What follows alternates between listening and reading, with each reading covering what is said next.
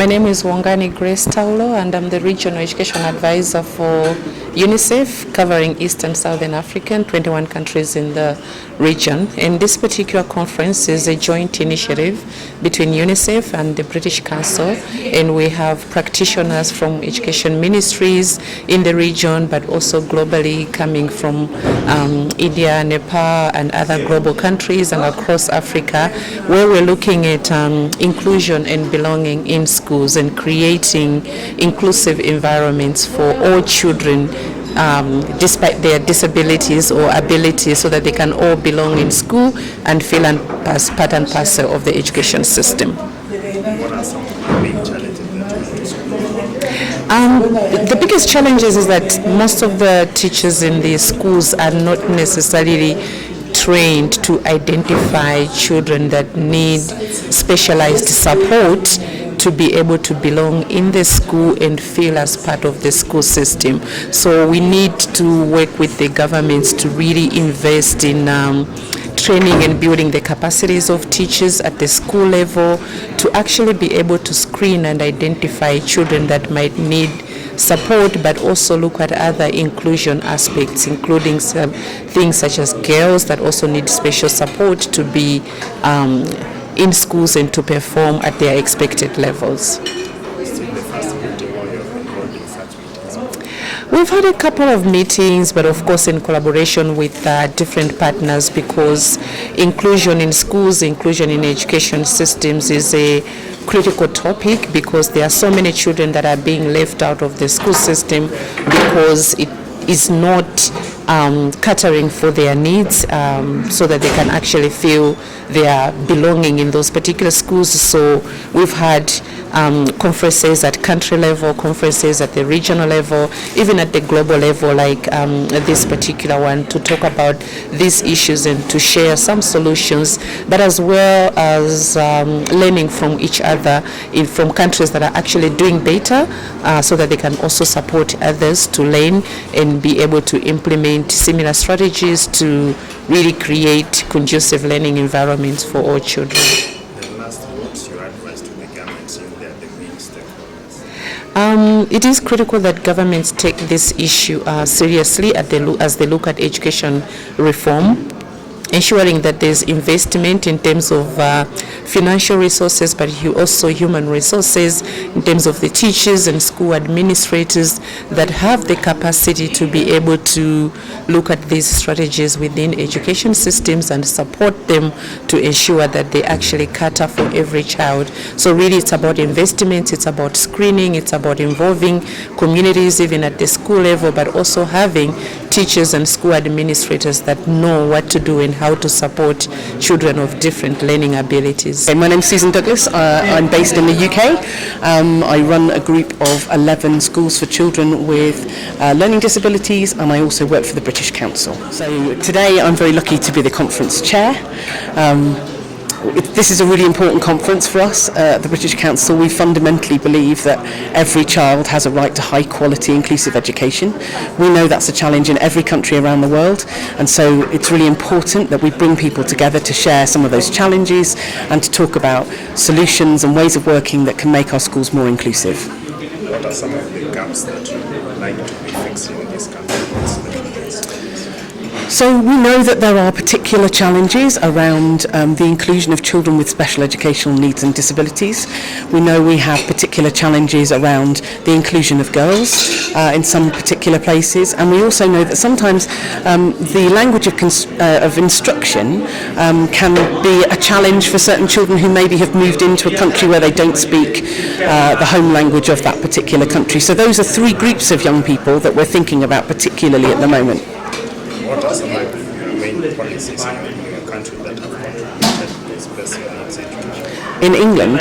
In England, I suppose we have a commitment, as do many countries, to ensuring that all young people with special needs and disabilities are given the appropriate levels of education. So we have a system where some children, the majority of children, go to mainstream schools along with their peers, but we do have some schools that are set up for children with very significant disabilities, where they have access to different sorts of resources, specially trained teachers, maybe special resources, For example, in my schools, we're very lucky that we have some access to therapists, so physiotherapists, occupational therapists, speech and language therapists, who can give input to those young people in order to try and support them to be able to engage and access their education successfully. Then lastly, what's your advice to the government since they are the main? What's my Your advice to the government since they are the main stakeholders in the education sector? my message to them?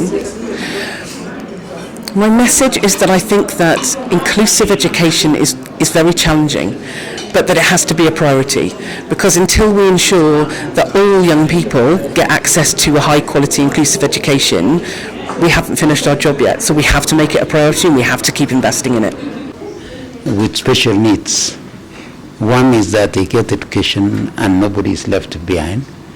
Two is that we need to create environments and within our school ecosystem that ensures that these kids feel belonging, because sometimes they feel excluded, and sometimes with the issues of disabilities, some communities and sometimes so many people exclude these children from so many things. And one is that there is question of stigma of the situation in which they are in, and sometimes even ourselves as policymakers, we do not sometimes ensure that we provide an equal opportunity for all our children.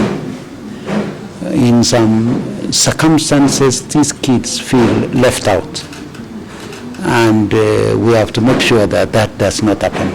In this country, we have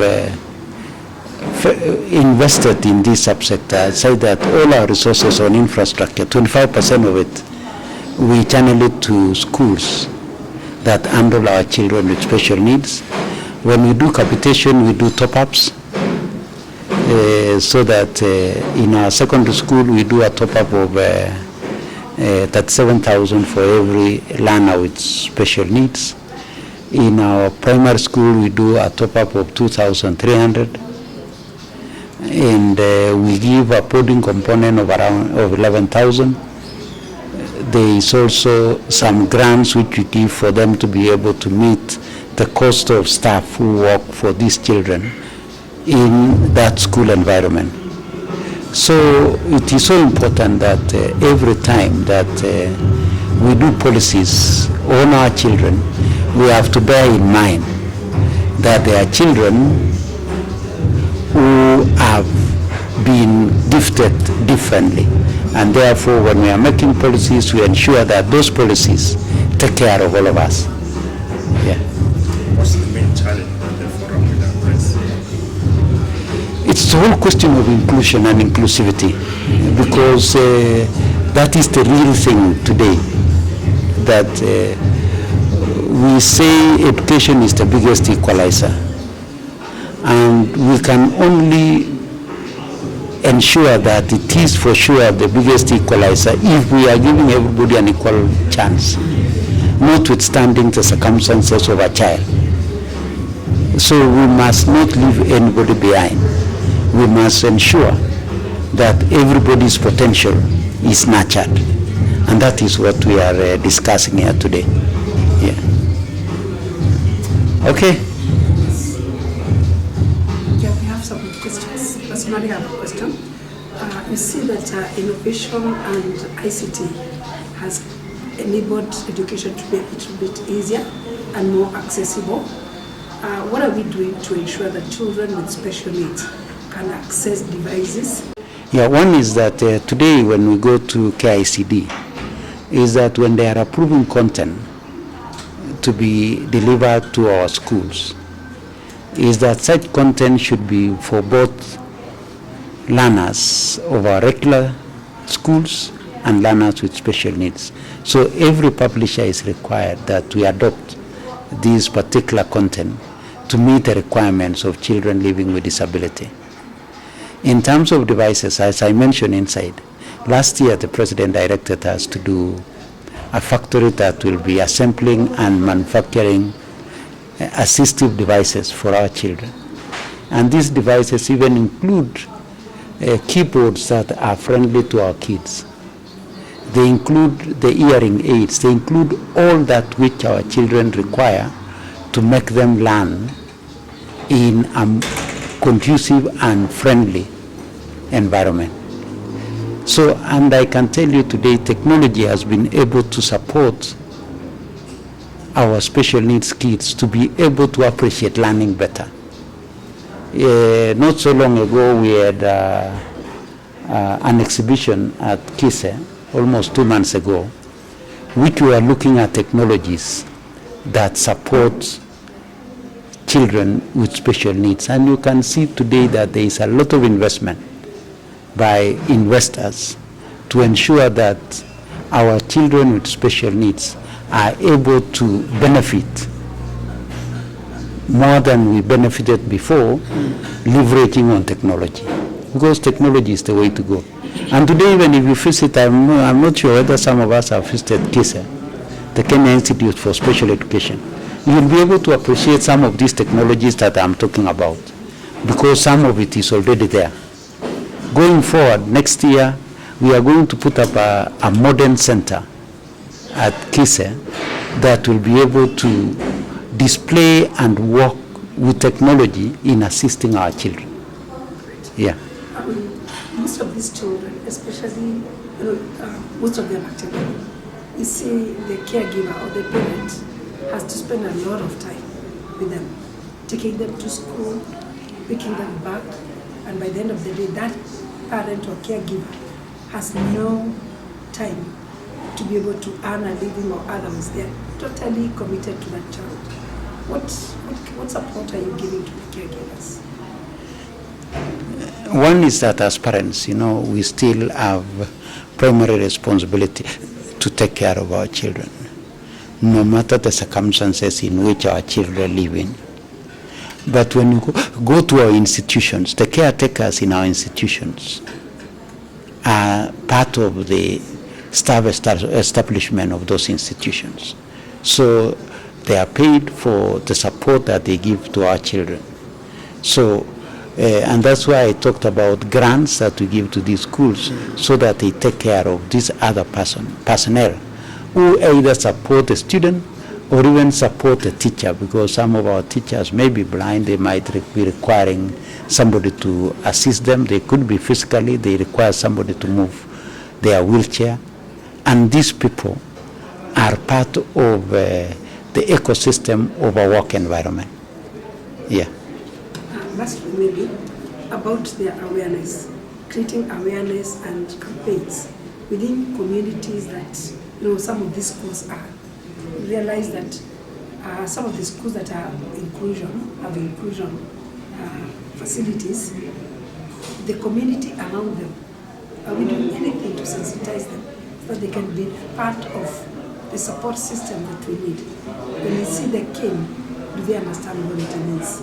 I think today the question of stigma has gone down.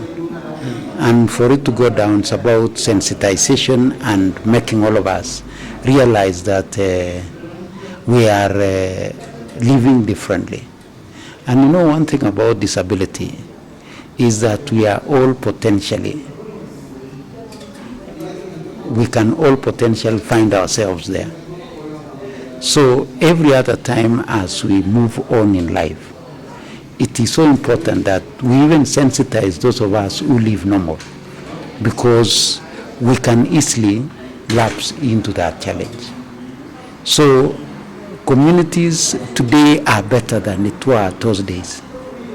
If you remember, those of us who are slightly older, is that when a family got a child with disability, they looked at it as though it is something that should not have come to them. And in most cases, such children would be hidden, they would not be brought out, and therefore they would be disadvantaged. Yet these are children who would be having huge potential. It's only that they are living with certain disabilities. So I think we are better placed today with technology, with our phones, with all the TV, with all the media out there. We've been able to sensitize ourselves, and we appreciate that we can nurture the potential of any child notwithstanding the circumstances in which they find themselves in. Yeah. Okay, thank you so much, Mr. P.S. My name is Osea Longiro. I'm from Mailimu Degree. I have a question, maybe two. Okay, you have said the ministry is playing a role to create an environment, a very healthy environment to each and every learner. Actually, giving a provision of the quality education to everyone from all walks of life. So my question comes this way. We understand mental health as one of a specialty, as a disability actually. So what role does the ministry play in actually making sure that the mentally disabled access quality education? That's question number one. Question number two. You have talked about the capitation with top-ups to the special needs. So does the ministry in turn remember that we also have those children, maybe learners from all walks of life who are affected mentally and they really need to be actually to be understood and to be their needs to be met. You know, mental health is something which is very serious, it's something which is very crucial. And it doesn't have any boundary. It affects anyone, be it age, a young man, a young person. So that is, I really wish to know that how does the ministry comes in to make sure this, the learners who have been affected mentally, at least they can be able to access quality education from the country. We have institutions that focus on children with mental disability, and most of schools, they could be on state-based ways of providing the curriculum. But the most important thing is that when we talk about mental health, you know, it's a huge area, and it is a big challenge today everywhere across the world because of the continuing pressure that we put ourselves through in trying to meet certain expectations in life. So it is one area that one, as government, two, as learning institutions, and that's why in our schools today we have counselors and counseling services so that we can be able to identify some of these challenges and be able to address them early. So as for those who are already having mental disability, there are institutions that are there to support them. As for those ones, we must be able to identify and be able to support them. Then that is why we have heavily deployed issues of counseling in our schools, because that is one of the ways in which we can be able to identify children lapsing into some of those challenges and be able to support them early.